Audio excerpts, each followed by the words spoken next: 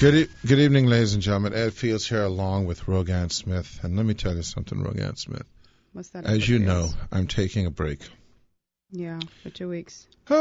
You're gone for 2 weeks. Hallelujah. Yeah, Hallelujah. For me, it's mutual. Yeah. So don't worry about it. So, yeah, man, I just need to de-stress, Where's this place? detox. Where's it? It's in the States, obviously. Yeah, Where? yeah. Well, I'm just going to kind of keep that to myself. Are you going to keep it to yourself? But I'm just going to take a little break, try to catch myself. You know what I'm saying? Mm-hmm. How are you doing? I told you I had to cut my hair. Yeah. Substantially. So. The women must have to do a lot of things, eh? Yeah, we do. It's called maintenance. And the men, them, appreciate the maintenance because they don't want to see a woman without the maintenance. Well, you say that. Rogan. And the thing is, down so, down so, right? No, I don't. Nairobi. Excuse me? In Nairobi. Do they do that? Where I'm not from. Well, I'm pretty sure that they do. Actually, they got I'm all sure kind they of do. weird Yeah, stuff. don't be one of them people who think I almost that. said weaving stuff. I said that, but I stopped myself because I used a big case on the radio these days. Who? Remember the other day? I didn't curse on the radio. No, but you almost did.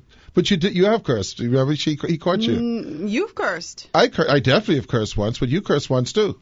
What, the A word? No, it wasn't that. Curse. Didn't she curse once? Remember the other day she said something? Did she say? No, I didn't. Mm-mm. No, she didn't say an S? Mm-mm. No? Okay. What about F? She didn't say that? Nope. Yes. I said an S? Yes. Well, no, yes. I forget it was something, and we stopped. It was a big joke. And I said, don't worry about it. Okay, I don't know her. But, no, we all have a little slippage of the tongue. It's not gratuitous. Remember there was an Eddie Murphy joke many years ago. He used to talk about how he's going to find himself a wife from Africa, but he had to keep her locked up because he didn't want to expose her to. You remember that? He didn't want to expose her to the American because, once he exposed her, then the whole attitude would change. So it's all good. So yeah, so they are doing a lot of the weaves and what have you down in Afrique. They're trying to get like do it everywhere.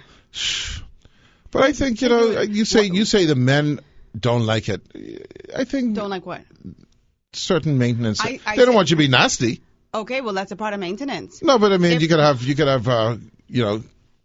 kinky hair. They don't need to have. No, that's not a problem. It ain't about the kinky hair. Mm-hmm. But I'm just talking about in general. You say women do a lot of things. If the woman doesn't get her toes done, it's she's trying to climb tree A. She ain't fix her foot. I can be honest with you. And you all know you all look at no, women's feet. I do not. Ken. I mean, maybe Ken does. I don't know. Don't lie. I don't check her feet. Thank you very much. But I don't. You know how many times I've been standing in line in places and men will say, "Nice feet." Yeah, but when listen, your toes exposed and stuff like. I got raw out the other day because I said the heel. Oh yeah, your heel can't be rough. Yeah. I got raw out the other day because I said that isn't what I look at. I said what I looked at, and I got what do you look at? Challenged. I said I look at things like the butt and the breast. That's what I look at. TNA.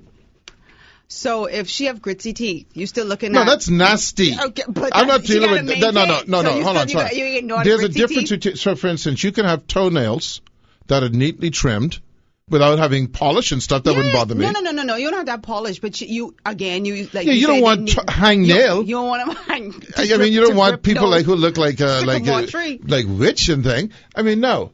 But what women classify as maintenance of grooming is a lot of I call it, I can be honest with you, the Bottom and Bailey effect. No, that's the extreme. Cirque du Soleil.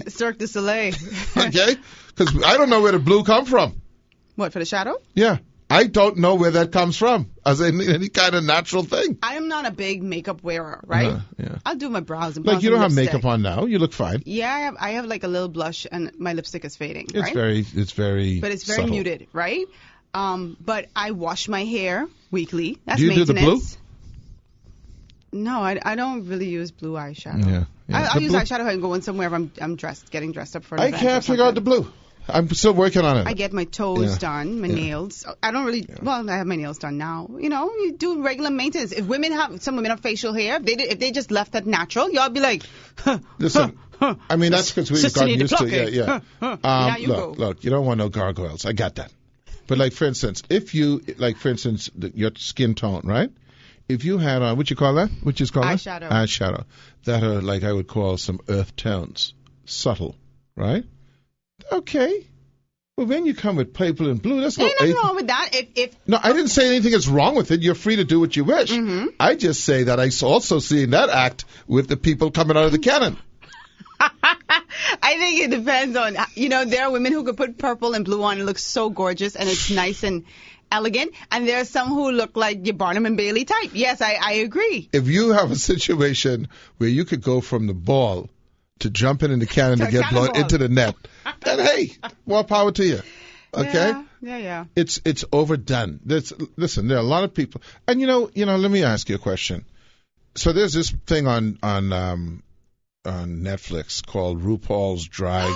I love it. Well, that's not just on Netflix. My daughter watches it. I yeah, love it's on it. Netflix. My daughter watches it a lot. Yes. Now those people, because Shantae away, sachet, Shantae. you stay. You stay. Okay, because they over the top. But the thing is, they know they over the top. Queens, yeah. Okay, so I just watch it because I'm mesmerized because I'm going, wow. They do good, man. They dance. It's my boy Rue, he's come out as one. You ever see that, Ken?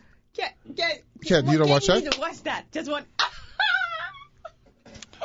Hi.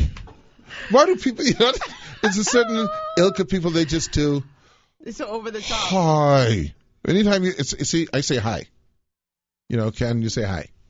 But when you see someone goes, hi. They're queens, so they got to be over the top. But the whole thing. But anyway, I'm saying you see the level of makeup they wear, right? Yeah. Okay. They are in their own category. Yeah. That's part of the bill. Now, when you though are just you go to say you work at Subway, okay, and you wear that, well, it just seems. By the way, that's a little Subway you're drinking there, right? Yeah, I just came from Subway. Yeah, I see. You eat Subway? Yes, I do. You need to get this. But I don't have it because steak. No one brought me none, so I can't eat it. I only have a quarter left. No, I'm not. I'm not eating any of your sandwich, and I'm not drinking any of your soda. In the car, so the heat didn't get. And I'm not drinking any of your soda. I was gonna leave you a half, right? But Of it was what? so Of the delicious. soda? No, man, the sandwich, but I couldn't help it. Yeah. I was hungry. What do you call gravelicious? It was delicious. Pura. That's Janet. Oh, okay. She's our guest this afternoon. Like I say, more power to them. Mm-hmm. But I'm going to say it over and over again. I think that's subtle, or I think this is the way it goes. More is less. No, what is it? Less is more. Less is more. See, now you're giving them ammunition. Less is more. Don't go with more. Okay? Because they must be going through about only, how do they come, the shadow? Oh, it comes in different things. I mean, like it could come in quad. Because some of the people they probably go by a case of EK. I don't. Huh? They No, must you go- get no man. Because that would be cake on. A little bit goes a long way. All right. Yeah. We'll be right back. Good evening, ladies and gentlemen. Ed Fields here, along with Rogan Smith, who you do what you call it? It's a fill. You fill in your brow. Mm-hmm. But why don't you? Just out of interest, to Ken's point, because you don't like anything I say. Why don't you just let them grow? Why do you fill it in? No, why don't you just take a couple of weeks, let it grow, and then stay home if you have a problem? Why don't you let your hair grow? I do. On your head? No, because I don't have any hair. You have some hair. No, the hair on my head does not grow. Okay. Does your eyebrow grow? And a lot of people have eyebrows where they grow, but not every spot grows. So you have like a ball. You have a ball brow, a BB? No, I don't have a BB. I have I have eyebrows, but there are tiny spots that might be missing hair. You have a TB. It's not bald. You have a TB. Tiny bit of bald. Your tiny spots may be missing eyebrow. And a lot of people have that. I shouldn't say most, but you have some people have full eyebrows and it's but perfect. Is it like that because of the excessive, and let's say this properly, I don't pluck. Plucking? I don't pluck.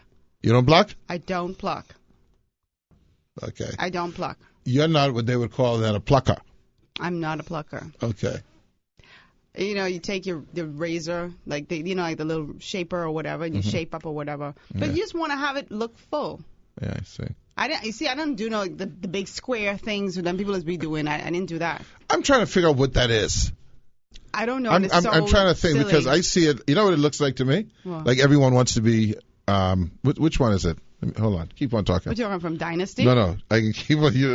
Don't keep on talking. I don't know what you're talking You don't about. know But what anyway, come up with? I don't like the square. I don't like when people find a shape that they like and then they determine that works for every face shape. Can you come over here for it. 1 second, please, and let me show you something? Oh Lord, you found it? Yeah, I found it, but I want to know because I don't know which one he named. First of all, I even get close to this phone. Which one is that? That's Eddie. That's Eddie? That's Which one is Bert. that's Bert? Yeah, because Hey, Bert. Yeah, that's Bert. Ernie Yeah, that's ain't Bert. got Hey, no Bert. brows. Yeah, hey. So I'm trying to figure out, is that the Ernie? Hold on. Hold on. Wait, let me hold on. I didn't even get close to you. I saw that. It's Ken, so stupid. you see? Ay. You see, Bert? That's Bert. Hey, Bert. Yeah, but he got a unibrow, Because though. Ernie. Hey, Bert. So he has a unibrow, but I mean, they're getting closer. I bet sooner or later they're going to be the style, you know. A unibrow? Yeah, man. They're getting closer and closer. I'm not going to doubt it at all. I'm not going to doubt it. Because they have this, it's like a line. You draw a straight line down. Yeah. Then and you create a triangle. Like that. And then you fill it in it. And you fill. It's like color in. Then you come with your blue underneath. What? Oh, that's the shadow. Mm-hmm. Yeah. Well, they almost, you know what they should do? Because like Bert, they should just go a yellow. You No. see? So as soon as you came close, you saw. I didn't even reach in your vicinity, and I saw you turn that screen. I couldn't come to because it does look like that if you just put a little space in between. So now that you're gonna set that up in my mind when I go inside. Did you see people? Bert. Hey, Bert. You're so full. Yeah. Yeah. No. I wanted to talk about this. You said, we're all accustomed, I guess, that, you hear, like, if you watch the American movies, they talk about Child Protective Services. Mm-hmm. And then there's this case in Florida. Mm-hmm. It's always Florida, too. It's always Florida, isn't it? Yeah. Where this mother was arrested after... Remind me to say something about ice. Keep that Okay. After hundreds of bugs crawled from her child's backpack. Hundreds. So you could probably. The child was in school? The child was in school. You could probably say, okay, couple cockroaches, right? Yeah. But hundreds. So let me read this for y'all. Uh-huh. So it says a Florida mother was arrested for child neglect last week after investigators reportedly found cockroaches, soiled mattresses, and rancid food in her home. The Santa Rosa County Sheriff's Office inquiry came after staff at her second grade daughter's. She's in the second grade. That's California. They said the Santa Rosa County Sheriff's Office. Okay. Inquiry came after staff at her second grade daughter's school reported their concerns that the girl consistently wore the same dirty clothes every day, wasn't taking regular baths, and hundreds of bugs crawled out of her backpack in the school's lunchroom. How old was this person? How old was the child? I don't know. She's in the second grade, okay, so I mean, so how like old second graders 6, 7, yeah. So the roaches were on nearly every surface in the home, including the children's beds, in the kitchen, and inside the refrigerator. Sure, the sheriff's office opened the investigation in mid-April. Authorities said the girl's clothes had been caked in fecal matter and urine soaked in. Kids were between like 5 and 14. And so the mom is 33. She's charged with 5 felony counts of child abuse. And her bond was set at like $12,500. And she's like, oh, it wasn't that bad. Everyone in Florida has roaches. I'm like, yeah, but your kid is coming to school with hundreds coming out of the backpack. Caked up with fecal. And caked up with fecal matter and urine-soaked underwear. I'm watching this program on PBS called Les Miserables. It's the series. It's not the play. Mm-hmm. And in one scene in it where Cosette is being kept by this family, but she's being abused. She's she's a slave, essentially, right? And it's just, I mean, that's fictional. But so the mother, she on drugs or something? Oh, it doesn't say anything like that. But I mean, either she in a serious depression or she has to be on some sort of narcotics because I can't see, or has some mental defect. It's amazing what becomes normal. That's the sad thing. Because those kids weren't even like the regular type. Because you've seen worse than that. You see you hear about where kids, I saw this thing on, it had some viral where this woman was doing a Facebook page thing or some streaming thing. But they found out that her kids were being like locked in the closet and not fed. It was some That's not like some show. Law and Order SVU, No, it was a show. thing. It's a show on YouTube or something that people were following, Okay. making a lot of money. But the kids themselves were kind of abused and Mm-hmm. forced to do this. But you got people chaining their kids up Yeah, I was gonna say. in closets for weeks, and Yeah, not feeding them. it's just you know.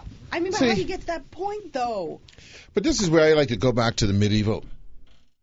You see, just bring them out, shoot them, and put the kids in some decent homes I can't understand. because they don't deserve to live. We've seen. I mean, I've watched Law and Order movies. The Law and Order Yeah. show when they have these things. But of course, even though they say they're not based on anything, They they're They say the rip from the headlines. page. They say that. No, They no, say no, they the say- Law and Order say rip from the headlines. No, it doesn't say that in the intro. Law and Order says rip from the headlines. That's the one thing they say. Oh, I don't Okay, recall that. so that's because all of it mimics something exact. Like there's one I saw, and this is a true story. I know that, where this guy and his wife had abducted a woman. They managed to keep her in the Stockholm syndrome mode. Yeah. But you know what they did? And they showed this on Law and Order. They would lock her in a box under the bed, A box? in a Yeah, box black like a coffin, where she could hardly move, only a space for air. uh-huh. And basically they just said, go in your box. And she'd go. Yeah. Mm-hmm. Trained. And can you imagine being in a box where you can't move? Just kill me. Or I could try to kill you, actually, before. But then and then she was so Stockholmed, I don't know what the phraseology is, that he would take her to visit her parents. And leave her there for a couple of days, and then come back and say, "Okay, it's time to go." And she wouldn't say anything because he had he'd put in her mind like the company will come and get your parents if you misbehave. You know. I wonder if there are some people who are more susceptible to that than others, because I would be like, I'd be playing along and then make my escape. However, What it is when you are so abused, right? That the fear of what could happen overpowers what happened. So, Sandra told us about that one woman. Yeah. Remember with I the do. Mm-hmm. and I said, well, why? And she goes, because the woman only imagined it could get worse. But that's over years and years of gradual conditioning and abuse, man. Yeah, but I ain't getting to the years and years. I mean, and I'm not trying to say that there aren't people who do, but that's why I said I wonder if there are some people who are more susceptible to that than others. Because you could have someone who, look at that girl Elizabeth Smart. Do you remember her story? When she was kept by that man for how many years? I can't even remember. It was a long a number of years. And she always kept it in her mind that she was going to try to escape. And she tried on numerous occasions until she finally succeeded. So it didn't, in her head, she was always a fighter and she was going to get out no matter what. You know what I mean? I don't know. I guess it's on the level of abuse, the level of torture. I mean, these people are torturing people. The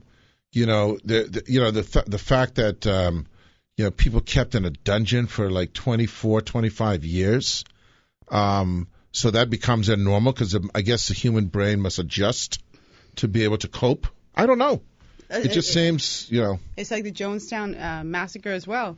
There are people who were buying into your boy, Jonesy, and then there were people who were like, it's time to get up out of here. It's time to try and make our escape. So I think some people just are more susceptible. What do you think should be done to people who do that to other people? I don't think there's any one thing that you could prescribe across the board. If you had your power to do something, what would you do? No, because I'd have to know all the conditions. I can't just sit on the radio and say, I would put him in jail and put him under the jail. I'd have to know what's going on because some people have mental defects and they're just not in their right mind. And so even though they would do something like that to their children. Well, I don't think anyone who takes their child, right, their own child, builds a apartment underground, keeps the child in there, has children with the child, they ain't in their right mind. I know that. Okay, okay. The question is, are they not in their right mind or are they just depraved? Listen, you have instances where some people are just on drugs, right? Well, this boy Heinrich or whatever his name was on the drugs, the German fella. All I'm saying is I'd have to know what the details are. If you just on drugs and you whatever, that's something of your own making. Suppose you just it's evil. A little different. Suppose you just shows where you think that is your right to do that with your child. Well, clearly someone like that cannot be allowed into the general population again. Like Gen Pop? Who? Gen Pop. I don't know. That's what we say in jail. Gen Pop, general population. Oh, okay. Gen Pop. Never been. You don't know the jail things. No, Gen I didn't Pop. know it as Gen Pop. No. Okay. And it sounds so concerty. But the thing Yeah, is, it does. I was okay. like, what is that? But the thing is, you have people who, this is what they do. Lucky boy, your boy, Jeff. Yeah, Dharm? Yeah. Dharmer? You know you can't release it because he said to you, I'm not stopping. He said, I can't, I have to be killed in order for me to stop. Yeah. You can't, what do you do with someone like him? You could lock him up. Yeah. So you don't believe in not wasting the taxpayer dollars on him then? I am a big supporter, let it be known, of capital punishment. Okay. Huge so supporter. Jeff would have been in that? Yeah, man. I would have killed him long time. What you talking about? I say I have to look at the parameters. I have to look at, so after you board and tell me he can't be stopped and boom, boom, boom, and I don't know what he'd do. So next to his name you would have put Capan? Yeah. Yeah, he got to go in the grave. Yeah. Well, I mean, he ended up going anyway, right? I'm a supporter. He ended up going anyway. This is why, and I know Rogan Smith, you hate me talking about it, and you don't like me talking about it. Don't tell me this serum thing again. I Please. go, Just stop. That's what no, you're I'm not about? going to stop. You don't stop your things. What Okay? do I Why do I not? What do I harp on? I don't know, but I'm I harping. don't harp on nothing. You harp on some things. You harp on Tristan and them. No, I don't. I'm saying to you, what is wrong in theory about getting to the truth? What's wrong with that? You have a right to not incriminate yourself. Even if you did it. Yeah. So in other words, that's correct. So let's say my man Jeff, JD. We call him JD. Yeah, he has a right not to incriminate himself. So we know JD out there. And I do my investigation if I'm the cop. And if you screw up, let JD go and kill someone else who might be a friend or a relative. I ain't gonna screw up. Oh, you're not going to screw up? No. Well, let me tell you something. Kind of How much did JD get? What do you mean? How many people he killed? Yeah. Oh, I don't know. Not more than one. Well, yes, okay? But how much? So if we had got that JD, that truth serum, after number one, we might have avoided that. I don't see anything if, what's funny about the law and our system of justice? They do the lie detector test, right? Those aren't really admissible in court. They're not. Hear me out now. So they tell you this is not admissible in court, right? And they say, but if you don't take one, if we ask you to take one and you say no, that's your right. What you hiding? Yeah, too bad. I have a right not to incriminate myself. If you take one and fail, then I still they say, well, he took one and failed. Yeah. If you take one and pass, they go, it's not admissible. Yeah. But why not? Let's just find something. We are very, industrious breed, species. Let's find something that takes away from Gully and Mullet sitting in a box. Bob. Huh? And Bob. Who's Bob? You all going to Gully. I go to Gully and Bob. And Bob. And Bob. And Bill. Yeah, there you go. Okay? And Phil. Let's cover everybody. Okay? And Rogan. Okay? And Ed. And Ken. Sitting in a jury box. Sitting in a jury box. You see how because Rogan Smith will do this too. And Ed Fields will do this too. We all are human beings. And someone will come, like let's say Whitney and Bobby come in the box. They come. Hey, they still just come here? No, because the liquor store closed. Oh. So we have no garbage now. Okay? They move on. So, right. And they come before the courts. Rogan Smith can go, What'd they do? That ain't me. Well, no, that ain't you. But the point I'm making, it's a hypothetical. The point I'm making is you have 12 people making judgment calls on other people, right? Don't you think that's unfair? Don't you think that's inherently under your peers? Screwed up? Peers my butt. Okay? Peers? Yeah. He sound like he guilty. Okay? As opposed to some scientists coming in and saying at a 99.9% rate, like the DNA. We go to DNA, right? If someone finds my DNA on someone at a murder scene, that's like a no-brainer. Okay? They will have to prove that someone put that there. I think. Okay? But isn't that science? I feel like in the future we might discover that it is possible for other people to have to share similar traits in their DNA, In the future? And then okay.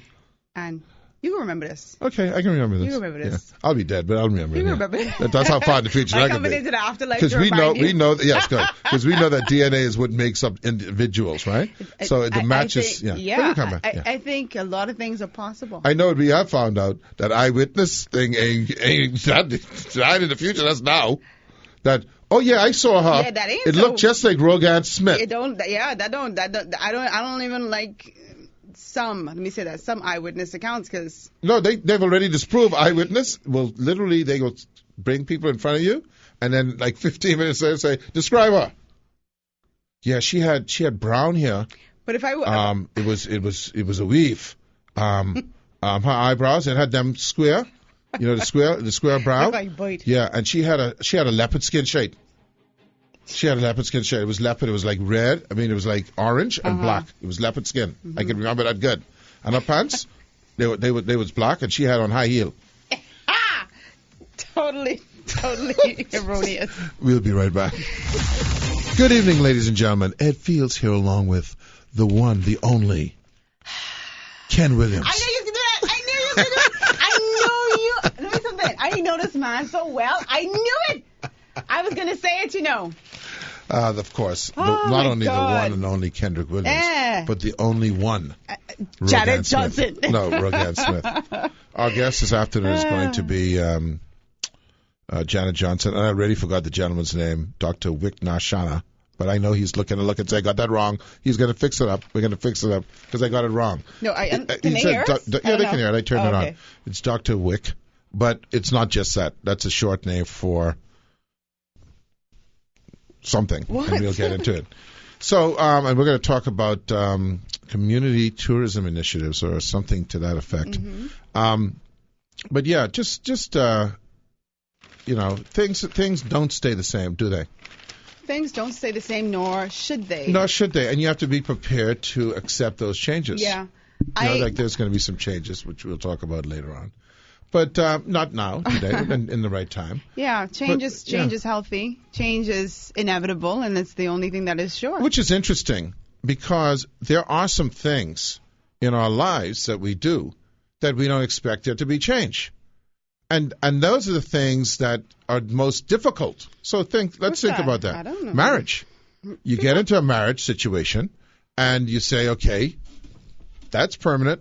You get into a job. You say You that? think that, you think it's, we know that in a marriage situation, we know a good, 60, 70%, there will be change for a lot of people. And then even a lot of people who are in the 80%, they're having little, okay, you get into jobs change up and down, financial performances go up and down, economies grow, economies contract. So I suppose, someone said, I saw something on a show the other day that said that in today's age especially, unlike in the past where you would get into a job and they had these astronomical pensions, and so you kind of stuck it out because your goal was to stop working and to relax and to get that pension, right? Which no one stays in a job now. They say you better be prepared to have 2 to 3 different careers. Yeah. Not 2 to 3 different jobs in the same thing. Careers. Could be prepared for multiple stuff. Yeah. Because some things might go obsolete on you. Yeah. I think it's good to be versatile. I mean, I'm always fearful for individuals who this is their job function, this is what they've done for 20 years, and this is what they want to continue to do. I mean, because a lot of these things have just fallen by the wayside. Listen, right now, as of January 1, okay, if you were, say, in the balloon business, that's it. Okay? Yeah. We have a policy over at our hotel now. We don't use balloons. Yeah. So if you were just ballooning, that's a wrap okay, on that. so you have to be in a situation where you go, you're in a bad situation if you only got one thing that you can do. Yeah, you got to be adaptable to change. And so keep on learning. And diversify your career in a way that even when you're on that job, have all the other things going. I can't even tell you how many times that saved me. I don't know a time when I've only done just one job, to be honest with you. And I'm grateful I didn't. I encourage it with my people. And also, too, let's look at, you talk about people who have the flexibility, and maybe this will come up with the subject we're going to talk about in a couple minutes. You know, if you can read and write, and this is the important entries to change for you, right? Even if you're in a job that you do not like, let's just use, I'm not picking on anyone, but let's say dishwasher, but you can read and write. Well, you know what? When you get home in the evening after washing dishes, study something. Learn something else. Yeah. You can do it. Yeah. Okay? You can. You might love dishwashing, fine, but one day they might have a robot who does the dishwashers. They don't need you anymore. They have dishwashing machines right now. They got machines. So the main thing is, okay, well, you say, well, you know, someone got to put the dishes in the machine. Well, that might be the robot. Yeah. Okay? Or maybe they mightn't even have dishes. Maybe they start eating through IV. You don't know. Okay? Or they have dishes which you can eat at the end of the meal, you know. Just for real. That might be part of the thing. So all I'm saying is, people, if you're out there, rather than rely, that's a dangerous word, relying or depending on that thing, spread it out. Look at what else you can do. When you got time, you know, the same amount of time that you spend doing things that are not productive. Yeah. It's good to do non-productive things. That's fun. Yeah. But spend some of that time on doing something that is productive so that if you need to make that shift. Yeah. And it's always good to have your foot in two at one time.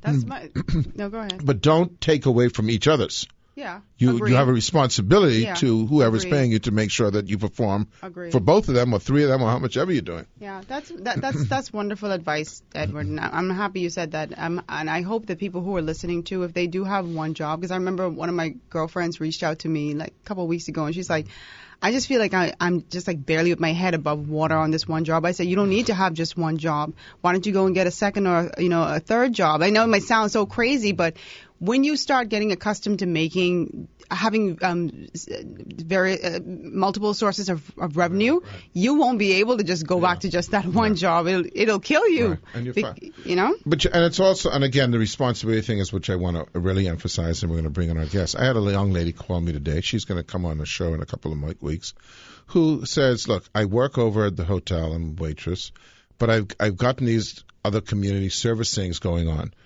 And I'm thinking maybe I need to leave my job today. I said, well, hold on a second. Don't other things plan?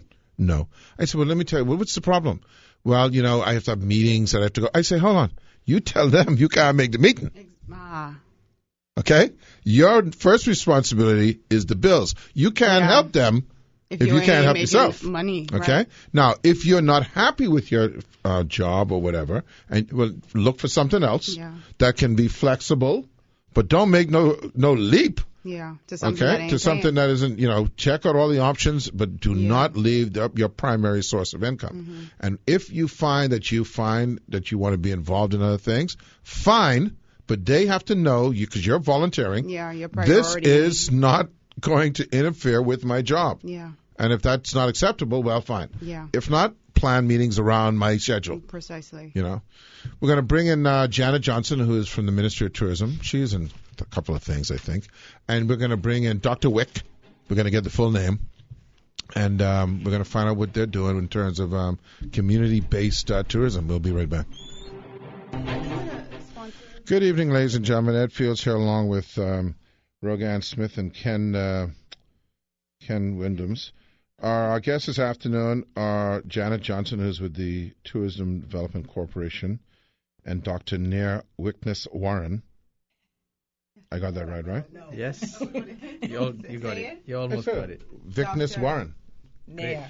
I could say it. Dr. Listen, Nair? I'm going to be semi-incorrect, politically incorrect here. I could have said Wickness Warren. That would have been correct? Yes, correct. See, there you go. That's the English version of Indian. What is it? What's the language? Sanskrit? What is it? What is the Indian? Hindi. But there are many languages. There's many languages. Okay. Wickness Warren. All right. In the Bahamas, we would say Wickness Warren. Okay. Dr. Nair. Anything to the hair product? Sorry? Never mind.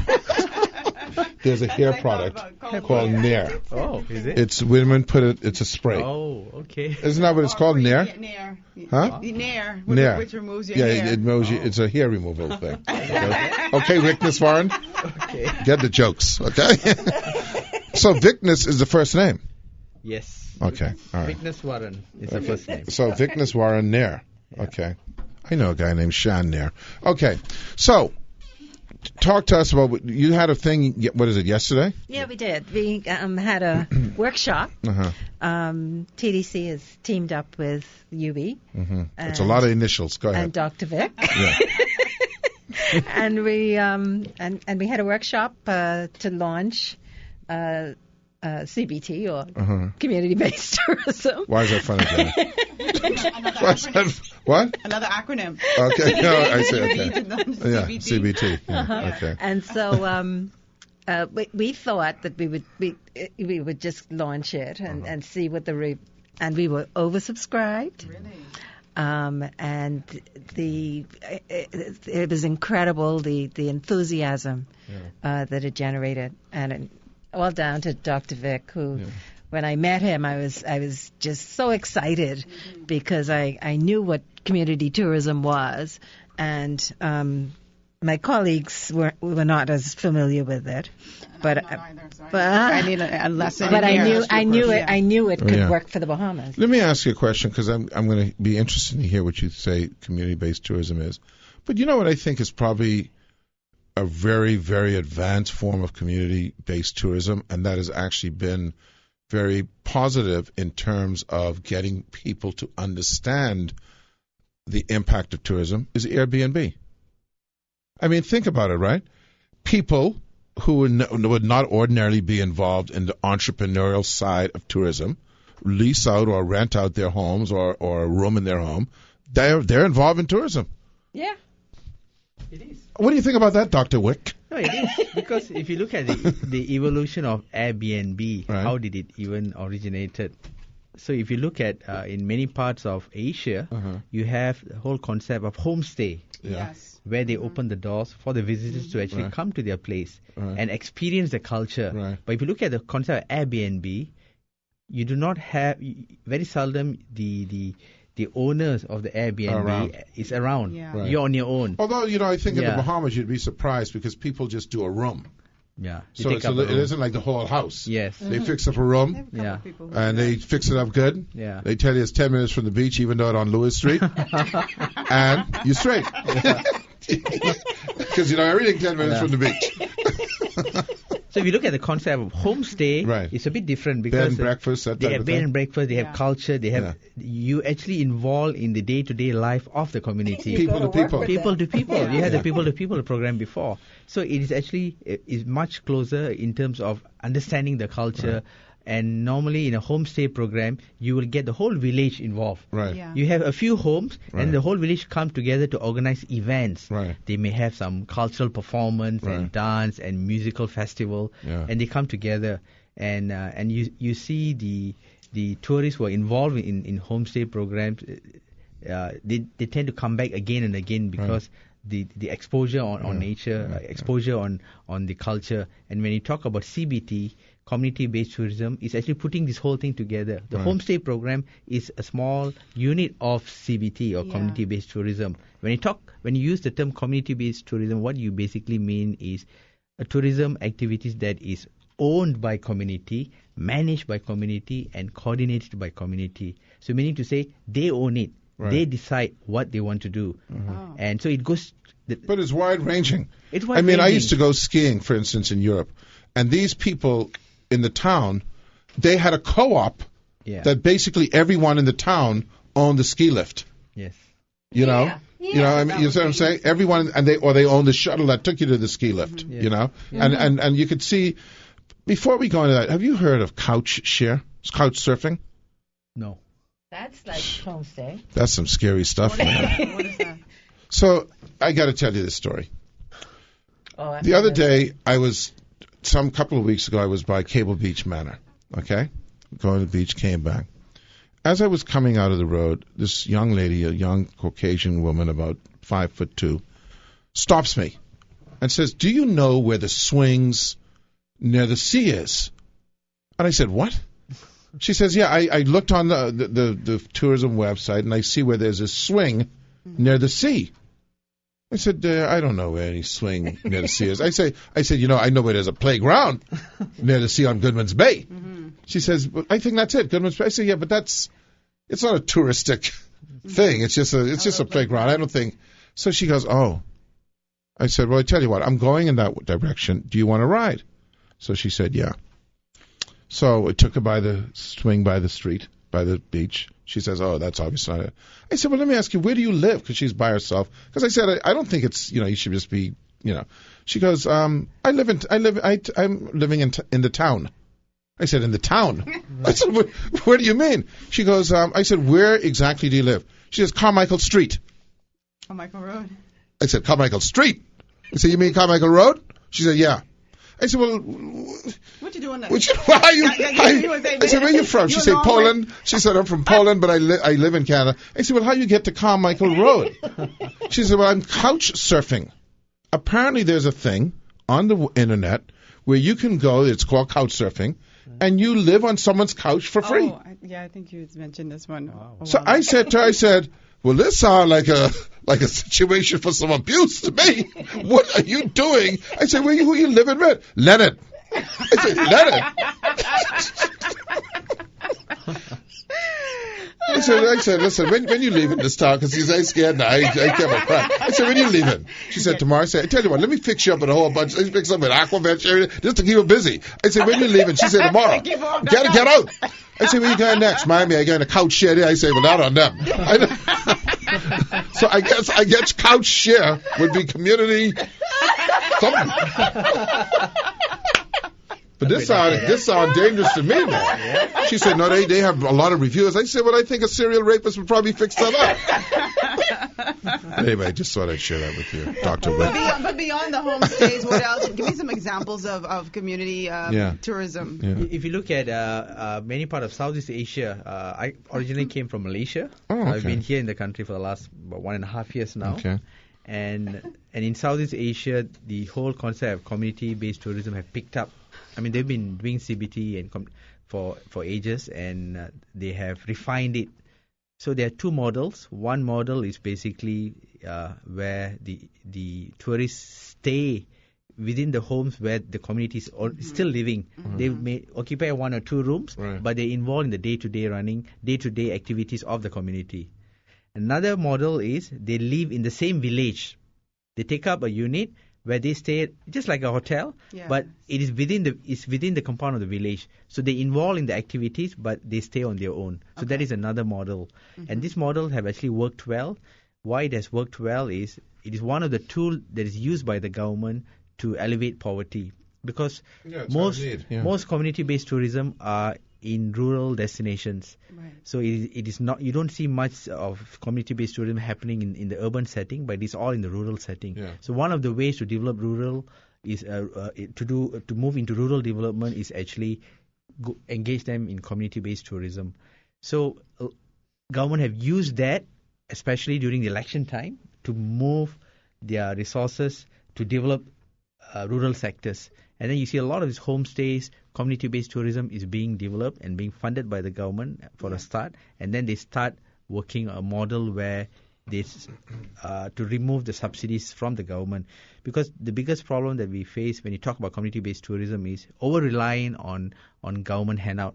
So without the handout, they collapse. So how do you see that working here, though? I mean, I'm conjuring up some kind of bizarre visages in my mind. How do you see that working here? It can work over here. I think one model that we have used successfully in Southeast Asia is the cooperative model, where every community that is engaged, every home within the village that's engaged in community-based tourism gets a share. So they have actually worked out a cooperative model where they get a share from the income that's generated from tourism. So you see, if you look at the Bahamas, you get high-yield tourists coming from cruise and all that. Mm-hmm. But the biggest problem, of course, they don't spend the money. Mm-hmm. I mean, that's another story that we got to discuss. How do you get them to spend money? Right. By the end of the day, you have high number of tourists coming in. So now you need to expose to good products over here.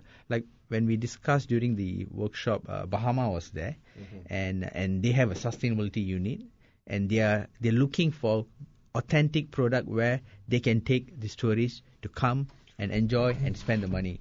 We for many years, and I just want to throw something at you. You know, when you say Bahamas, there's very few things that come synonymous with that name. You know, if you say Jamaica, for instance, they'll think reggae or jerk chicken or red stripe or whatever. If you say Hawaii, for instance, they'll say luau, the lei, you know. And I've always thought, like, when you look at Junkanoo, for instance, right? Why isn't it that, say, in each community, there's not some sort of restaurant experience, etc., that kind of mimics a luau, that has, you know, where you can go and have your peas and rice and your macaroni and cheese, etc., and then you have a little rush out. Or you show people how to pace a costume or how to blow a whistle or how to shake a cowbell.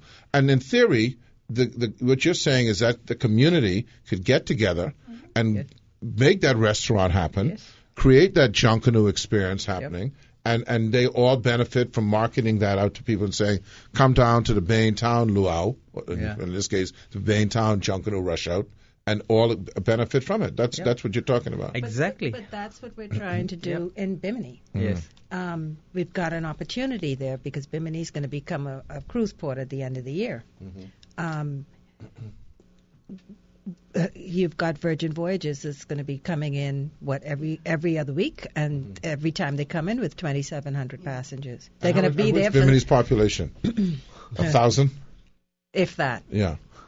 So very easy on that island is about, a mile by a half a mile. It's not a big. So you're going to have about 4,000 people on the island. So why not, instead of one person trying to deal with it, have it as a cooperative? Yeah. So that's what we're trying to work, and Bimini is one of our prototypes, as is Baintown. So what we did during the workshop yesterday, it was a preview of, because what we have done is we have actually developed a toolkit to guide the community in preparing them, in developing their product, and in sustaining. So there's a step-by-step approach. So what we did during the half-day session was to give them a quick preview of this model, and come in fall, what's going to happen is we're going to run a 5 days workshop in Bimini and 5 days workshop for Baintown, and using these two places as the pilot study for us to roll out a national plan if it works. So we've got very good feedback in yesterday's session. We got very interesting stakeholders that came in the session. It was full house and very good forum for very good discussion. And we were surprised to see a lot of positive remarks that came out of it. So meaning I see this working very well. But of course, they have a lot of other challenges that we got to look at as well. But at the same time, I think what is more important is the enthusiasm is there. And we are currently working very close to the University of the Bahamas with Tourism Development Corporation, and we see this collaboration is going to move come this fall. And I think this is the time for us to really get this moving. And then we have a lot of good local champions within the Bahamas who have been engaged, some in community-based tourism. Although they may not have called it community-based tourism, but they have been engaged in this for ages. And we need to actually work with them. We need to respect that they have been doing this for a while, but they may have failed or they may have not sustained. So our approach is now, how do you get them to sustain? What was the makeup of the attendees yesterday? I mean, were they primarily from the tourism industry, or these were everyday Bahamians who just wanted a part in this? It was. We invited people from the tourism industry. We also invited entrepreneurs, and we brought in some of the older tourism people like Nettie Seminat. We had Romeo Farrington. Vernal Sands was there. You know, people who they look up to. Yeah. And one of the comments that we got from someone who was listening, because it was on Zoom, and so we had our offices, about 10 of the tourist offices in the islands were connected, and they had people who had come to the offices to listen to the discussion, to be able to share and give feedback. So, you know, it was very, very good. And we had tremendous feedback from everybody. everybody's just so ready to see it. And one of the good things that Dr. Vic said this morning was that this is starting from the bottom up. Yeah. So it's not something that's being pushed down. Right. It's the community getting involved. And obviously when these things work, and if they work in the communities, then, you're looking at the safety factor too, because people are vested. Right. They want to see it work. They want to protect it. Yeah. And they want to see that the whole community benefits. Right. Dr. Vic, you mentioned, you said, you've already identified some of the challenges that this could pose, and what are some of those challenges? I think one of the things that came out even during the workshop is if you look at cruise tourists, if the bulk of the tourists that is coming out from cruise, what sort of travel advisory that is being released? That is one. What kind of advisory the embassy is releasing is one. What are the advisory that the cruise liners themselves are releasing? Because one of the things that came to our attention even yesterday was a lot of the tourists walk out of the cruise without carrying any money. Yeah. Why? They've been advised not to. Yeah. So when they start going, so how can they even spend their money? So I think there is a role that the government got to play as well. To change that, I think you need to start talking to the cruise liners. You got to start talking to the embassies. Right. I mean, that's something that we got to do on our part, because you have a lot of tourists walking around without any money. Right. The difference is in, for instance, Malaysia. I don't know how big your cruise market is. I don't know if it's a big market, but certainly a lot of people coming there are not coming from the cruise ships. Here you have two competing interests. The cruise ships, to be quite frank with you, aren't interested in people spending money unless they can get a cut. Yeah. Okay. So, I don't know. And to be honest with you, it's mercenary. I'm going to be very frank. You get a community co-op together and they put something together and they try and go and negotiate with the cruise ship. One, there's going to be all sorts of onerous requirements in terms of, how the area has to be and this and the safety and that and blah, blah, blah. And then they want to cut to the extent where the provider of the tour, the product, gets, a small portion that they can barely make it on, while the cruise operator, and if the cruise operator gets upset with you and all that and cuts you off, boom. You're blacklisted, right? So it's a very hard dichotomy to overcome, I think. Yeah. It has to happen organically, I think. Yeah, but a lot of people are also going online and checking what's happening in the destination. And if we do a good job at public relations in these destinations and talk about this new concept. Even doing a promotion, an on-board promotion of the CBTs.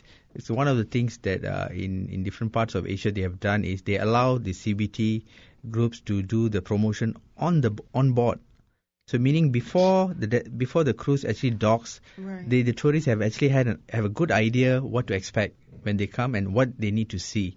But of course now with the technology you can get all this online. You can get all this information online. But still we have to do our job in terms of advising the cruise on what are the things you should say and what are the things you should not say. Because sometimes it amazes me, the cruise is coming to the Bahamas, you have sell the package to the Bahamas, but you don't want people to get out of Bahamas, then why do you sell the package to the Bahamas? They just want a place to dock, basically. But there is a large or a huge obligation or responsibility on behalf of the destination itself.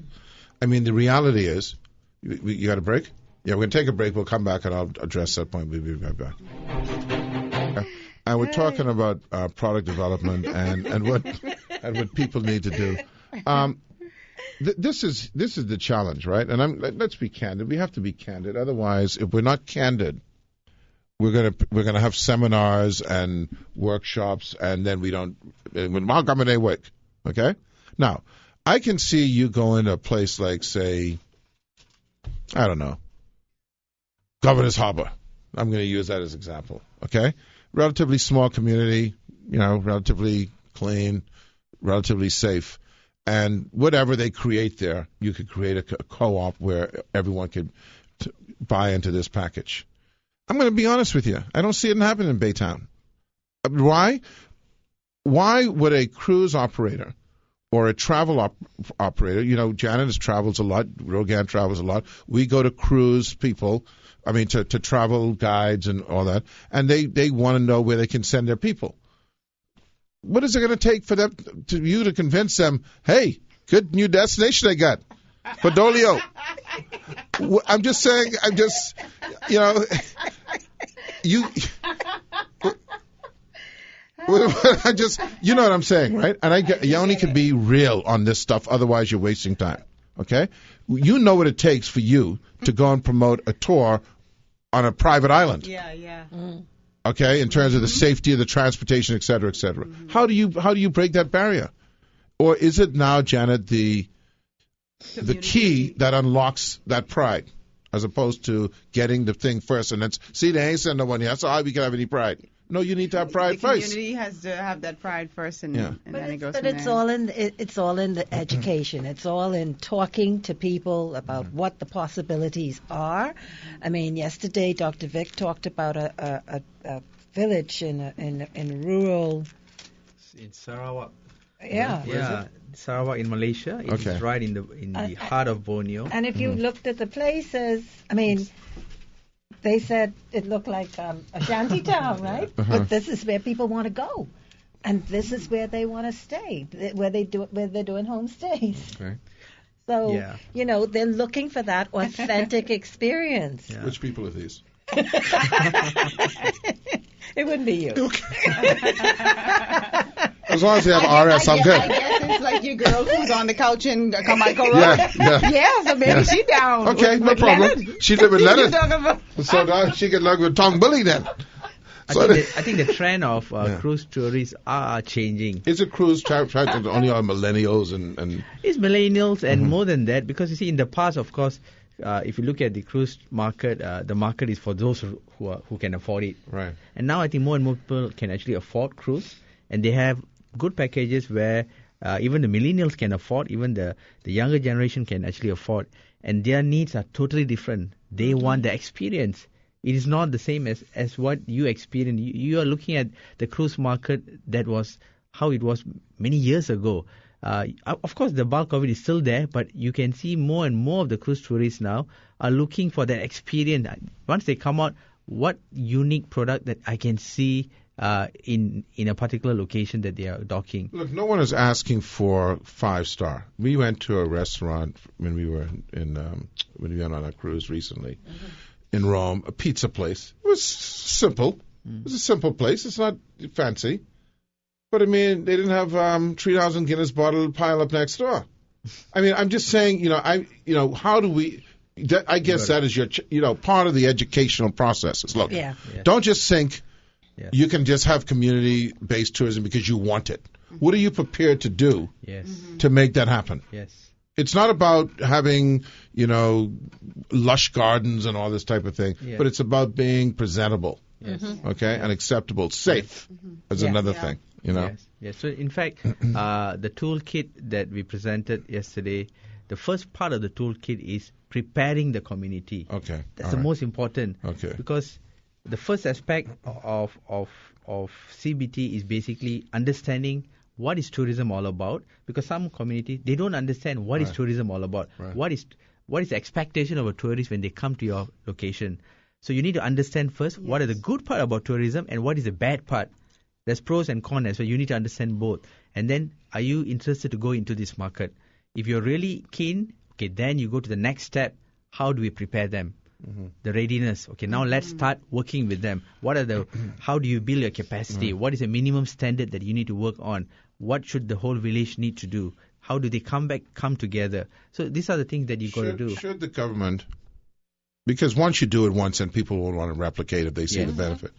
Should the government take a pilot program like Bimini, like Baintown, take a block and say, okay, this is what we want to create, and fund it to the extent of show it's like a model house, right? Show the people what it can look like.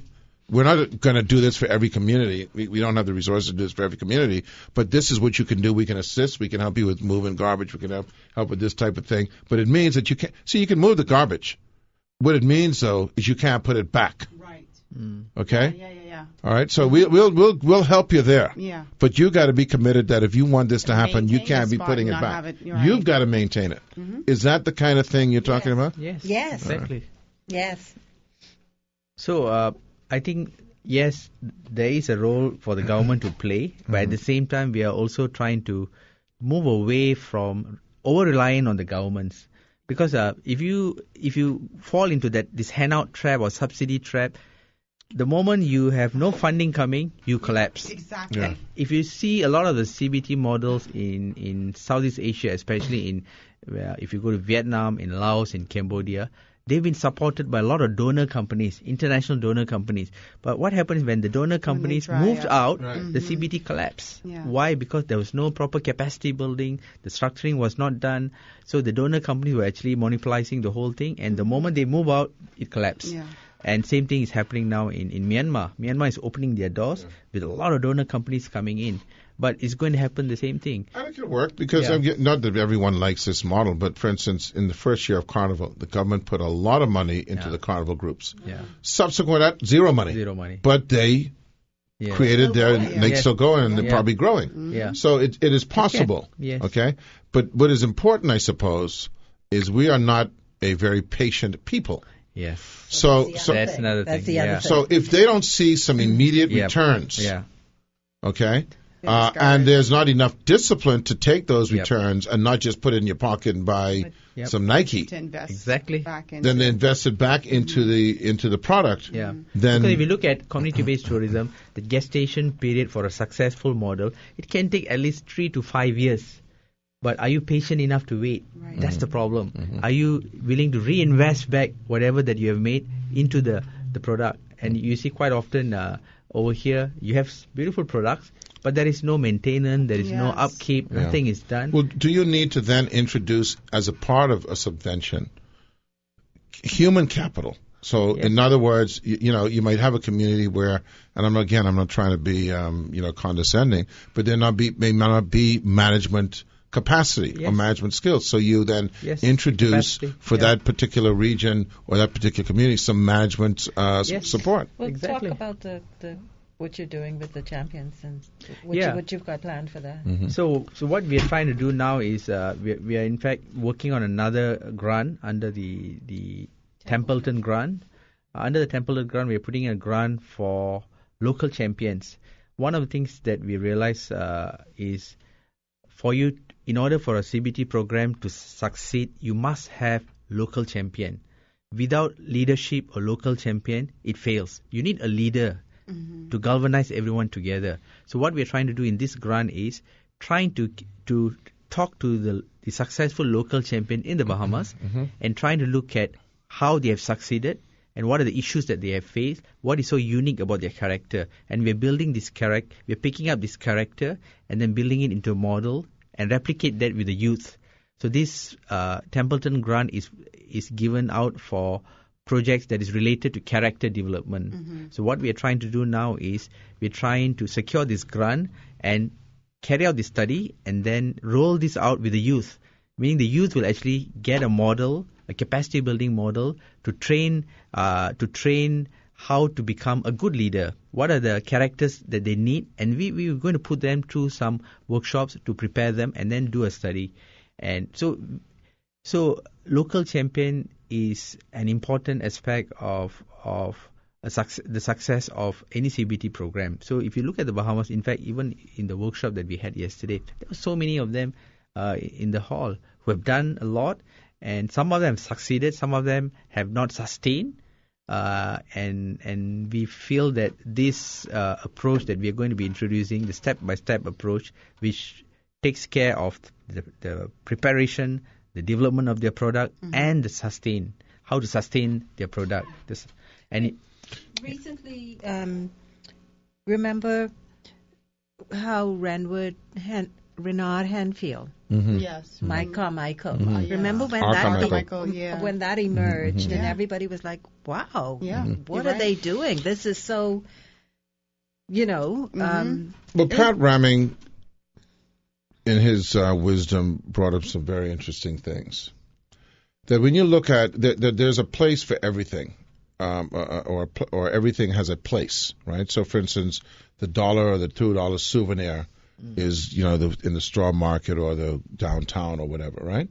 But when you want to get into artisans and craftspeople, don't expect that product should be in that location. Where that should be is where that artisan lives, right? So if, I was in South Africa a couple of years ago, and long drive, hours out of the town, there was this person who makes sculpture and jewelry and whatever out of some kind of South African rock. That's where you can find it.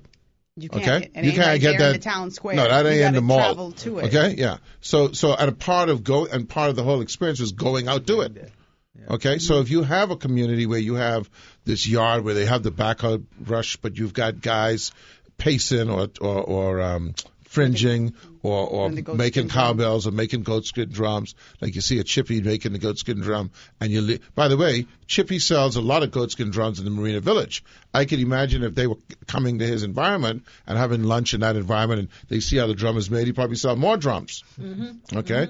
The little kids love it. They take it home. You can have guys doing wood carving right in their home. That takes the pressure off them having to leave their home. It allows them to be home taking care of the kids. Okay, the mothers, if they're doing straw work, they could be doing it at home. So they're home with the kids. So there's a lot of potential. Yep. The question is who's going to channel that? Who's going to, and I guess that's what you guys are. Yep, yeah. That's what we're trying to work. And I think with TDC's help, we should be able to at least model this approach. That's the reason why it is very important for us to do a pilot study first and try to learn from this, because it may work, it may not work, we don't know. So I think, but we are confident that it is going to work, and we just need to refine, because you cannot, one size does not fit all. Right. And we have a model that has been well tested in Southeast Asia. But will this model work here? It may not, or you need to incorporate. We just need to adapt it. We need to adapt it. Because obviously expectations are lower in terms of revenues, et cetera, in Malaysia. I envision things like, I remember, I grew up on the Fort Hill right there by Fort Fincastle. And there are a lot of old homes, and I said, boy, if you could transform this area to where young artists could live in these fairly decent homes that they could fix up, and you had a whole artist enclave there, like the Wynwood type of thing in Florida, right? And the question is, we know that we see the examples of these things. What are we? How are we prepared? And you're now the Tourism Development Corporation. What sort of resources are we prepared to do to encourage this? What kind of vision do we have that says, you know what? You see Virginia Street, or you see up on the top of the Fort Hill there. How do we encourage young artists to, maybe move into these areas or rent these places, create studios, so that what you're doing, you're talking about it, you're putting it out there. But talking about it is one thing, but how do you facilitate it? Because people don't just have the capacity to say, you know what, I'm going to go rent a house on Fort Fincastle. You go to the neighborhoods and you start talking to the landowners and et cetera. I mean, you just have to start. Yeah, but a lot of these programs in a lot of countries, when they see the direction they want to go to, it's funded. It's not reliant funding, but is a seed funding to say to that person, listen, you're a young and upcoming artist. I tell you what, let me give you first and last month rent, security deposit, so you can move into that house. And maybe you get 10. They say, we're going to sign up, first 10. So that we're going to do the first 10, first and last month security deposit for these homes that are in this area. Now all of a sudden you have a critical mass of 10 artists in one area that you can start with, that it's a one-time investment for the government. Now they can make it on their own through selling their art. I don't know. That's the kind of commitment you have to have. If you have the vision, What else can people, now tell us, what do people need to do now to get in touch with Dr. Wick and Janet Johnson, JJ, if they're interested as a community? So this isn't just a singular thing. You need some community leadership here as well, right? Yeah, and we've got some steps that we're going to take to get the community champions, as we call them, involved. And then, of course, with our Bahamas Tourism Entrepreneurs Association, we're going to get that involved. So there's many parts to it, and we're going to be working very, very hard to make sure that we set a good foundation And also to see if we can get some funding, some private funding, to support it. Because it's a very important program, and it's worth it for the country based on the enthusiasm that we saw yesterday, to give it a good shot. All right. Well, listen, Janet. I mean, you got a lot on your plate. I'm sure I see the excitement of you with your new partner, Dr. Wick, Nair. Viknesh. Let me see what I can say. Let's see. Dr.